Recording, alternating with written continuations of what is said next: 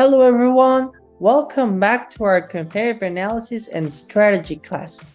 Today we will discuss about a very interesting topic which is known as economic integration. Have you heard about this concept in the past? If not, this is a perfect moment in order to analyze what's actually the economic integration and of course why countries are moving towards this, but also what are the challenges or aspects that you have to take into account, of course, if somehow in the future Mexico or maybe a country that you might be interested is looking to move towards this topic. So first of all, one of the main things that we have to recall is that this is involving economics, okay? As I mentioned in previous session, okay, we have to know that knowing and developing a good strategy also implicates to know about what's happening around the business itself, okay? So economics plays a key role, and of course it's important for you to define what are the elements and of course the key characteristics in order to move or of course to create alliances with other countries. So as you know, countries aren't becoming static, okay? They really want to take an advantage, and for that they are willing to fulfill and of course to adapt to certain scenarios. So in order to do that, let's see what's actually an economic integration. So first, definition. Here we can see that in order to do an economic integration, we need to have at least two parties involved, two states, okay? Could be more? Definitely, okay? And we're gonna see with example of one that is considered an ambitious one. And of course, what's the main aspect or the main benefit? They are defined by a geographic area, okay? So we establish and usually economic integrations because they are quite close to each other. And of course, what is the main advantage? You want to reduce the trade barriers, okay?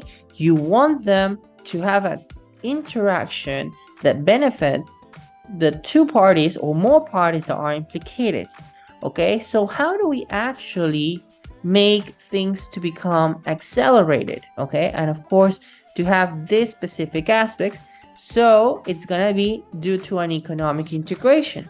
And of course, the economic integration by itself is not just one step. And of course, it's not just in 1 year or 2 years. It might take a lot of years in order to become an economic integration. Of course, what's happening at the end? That these policies that we are developing must provide to all parties involved benefits, usually monetary and fiscal policies, okay? So, why countries are moving into an economic integration? Let's look at the facts and of course the main advantages that is known in the market. First of all, okay, is that they want to create more influence. They want to have more power. And of course, it's not the same if you are maybe negotiating with just one country rather than a whole economic integration. 2, 3, or more countries that is involved. It's faster, easier, and of course, you are integrating at a fast pace a single negotiation. Instead of negotiating individually, you negotiate with entire countries that are related with that economic integration. The second thing is that you solve in a faster rate the needs, okay? Usually those 2 or 3 countries that they are working correctly and together, they have needs in particular. So what's happening is that they will solve and they will try to obtain benefits from each other.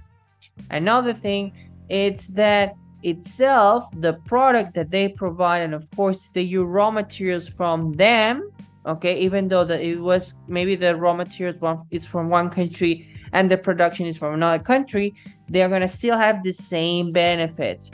And of course, they provide interesting clusters, okay? So at the end, what are we trying to get is a win-win strategy. It's beneficial and of course important to obtain benefits in both or more parties involved. That's why it's quite genuine and integral, this type of strategy.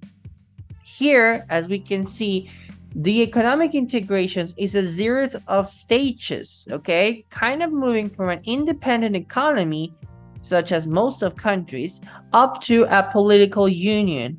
But of course, in that meantime, okay, there are benefits already processing. And of course, what's the final thing? In order to become quite a single, okay, type of country. But anyway, let's see another interesting factor.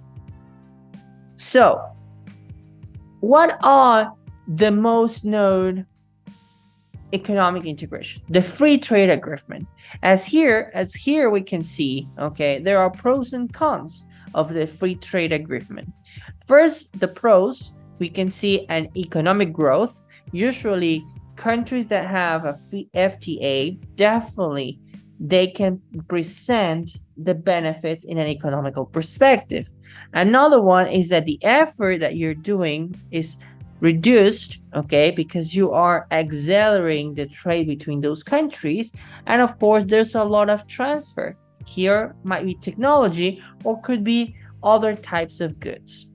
But there are also certain cons or disadvantages of the free trade agreement, which is the outsourcing. As you know, maybe you won't be able to control that people might be using staff or employees from another country.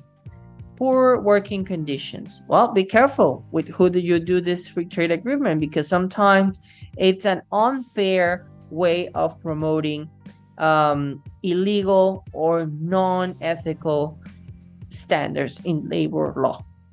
And of course, the natural resources. Again, sometimes countries move because they want to have an advantage from this. What are the problems of countries with this economic integration? They lose the autonomy. They need to support other economies, such as what happened with the European Union and Greece. Okay, Greece had problems, so they had to help them. So as here we can see, there's not an actual benefit from the others. There are more dependency because you need to depend from other regions.